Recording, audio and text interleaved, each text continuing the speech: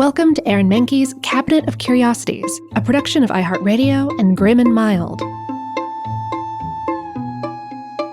Our world is full of the unexplainable.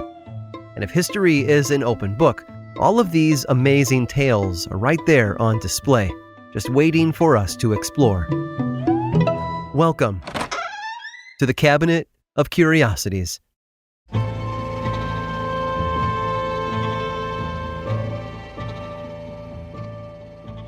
Everybody remembers the first time they learned to ride a bike. They have memories of spending their childhood in the saddle, holding those handlebars, and cruising around the neighborhood.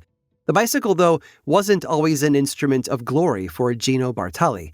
In fact, it was just a way to get to school. Gino was born in 1914 to a working-class family in a small village in Tuscany, Italy. By the time he was 11, he needed to find a way to get to Florence every day for school. A car was out of the question, so Gino saved his money to buy his first bike. He quickly fell in love with racing through the Tuscan countryside. He started taking cycling seriously, and at the age of 17 in 1931, he won his very first bike race. By his 20s, all those long bike rides across Tuscany began to pay off. In 1936, at the age of 22, he biked 21 days and over 2,000 miles to win the Giro d'Italia, the biggest bike race in Italy. His fame was immediate. Tuscans loved that they could see their champion training most days on the same country roads that they drove. He cemented his hometown hero status when he won the race again in 1937, and his fame grew to a fever pitch in 1938 when he won the biggest bike race in the world, the Tour de France. But despite those fans, Gino's achievement was not met with national pride. There was no hero's welcome when he came home to Italy, no ceremony or gala in his honor, because on the national stage, right as he proved the athletic might of Italians, Gino refused to dedicate his win to Benito Mussolini. Fascist dictator Mussolini had ruled Italy for 16 years. He had modeled his government on the Nazi Party in nearby Germany, and in 1938, the same year as Gino's win, he signed Italy's version of the Nuremberg Laws. The freedoms of Italian Jews were severely limited, and these laws would eventually let Italy deport them to Nazi concentration camps. By refusing to dedicate his Tour de France medal to Mussolini, Gino was publicly indicating his disapproval. Over the next few years, his distaste for the fascists drove him to action. Italy entered World War II in 1940, joining the Nazis against the Allies. By 1943, Mussolini had been overthrown and Germany invaded North Italy, including Gino's home province of Tuscany. And as a result, the deportation and imprisonment of Jewish people was becoming more widespread. Yet, at the same time, a resistance movement was growing. A network of religious leaders, including undercover rabbis, monks, and Catholic archbishops, were looking for ways to protect Italian Jewish families from the Nazis. And it was one of these resistance members, Florentine Cardinal Elia dalla Costa, who asked Bartali for help. With his cover story as a cycling champion taking cross-country training rides, he was the perfect spy. For the next year, Bartali rode back and forth across the countryside, transporting photographs of Jewish people to forgers, then bringing fake IDs and travel visas back to the families.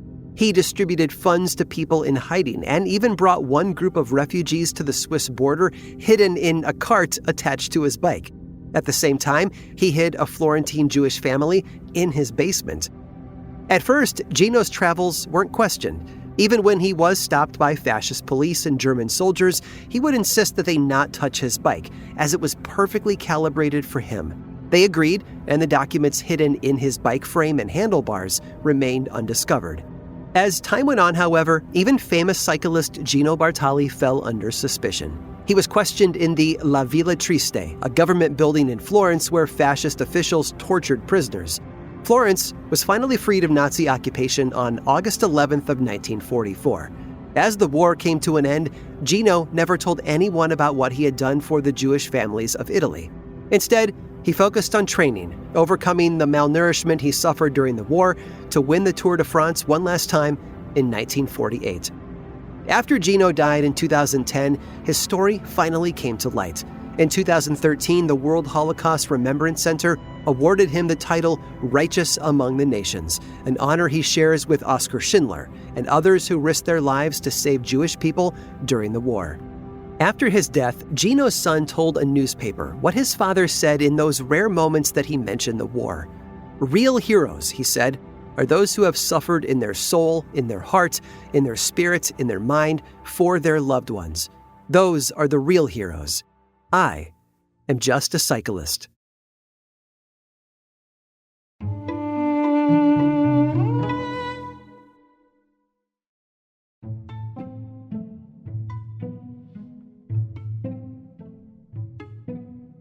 Bertha was at her wit's end. It wasn't that she didn't love her husband, or even that she didn't believe him. The problem was that Carl had lost faith in himself, and after everything that Bertha had sacrificed, that was just unacceptable. For the previous 15 years, she had devoted every ounce of energy to Carl's dreams, from using her dowry to save him from bankruptcy and managing his business, to raising their children while he tinkered in his lab. She had done it all. She even served as his assistant and partner, pouring countless hours into his invention. 2 years prior, they had finally unveiled it to the public. Bertha had stood proudly by Carl's side during the demonstration. Now, as a married woman, her name could not legally appear on the patent application, but she still felt that this was her greatest accomplishment. Unfortunately, the public didn't agree. The unveiling received a tepid response. Carl was crushed and now believed that the business would never be profitable. Bertha had tried to lift his spirits to no avail, and she finally had enough. So, one morning in early August, she woke before dawn and roused her 2 teenage sons. The trio quietly opened the garage and pushed the car to the road where Carl wouldn't hear the engine start, and then they set off on their journey.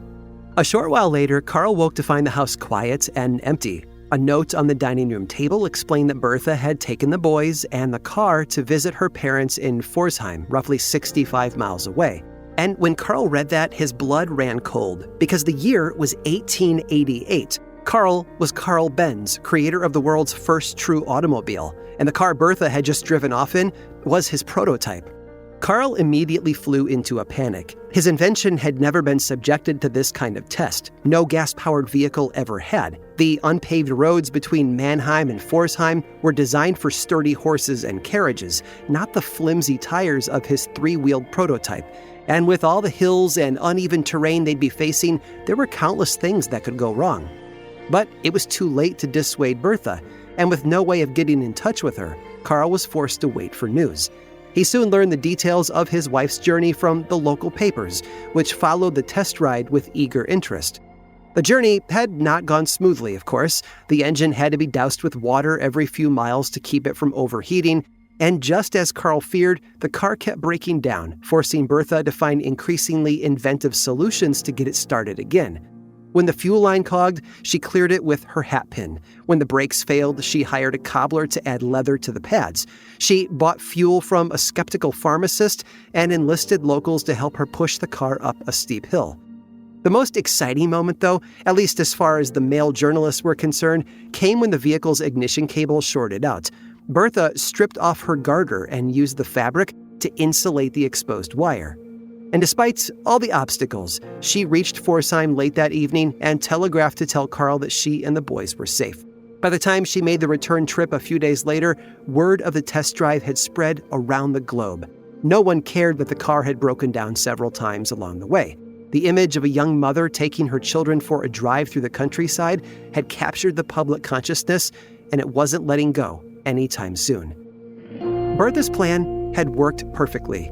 She had proven that there was demand for her husband's invention while bringing their company all the publicity they would ever need.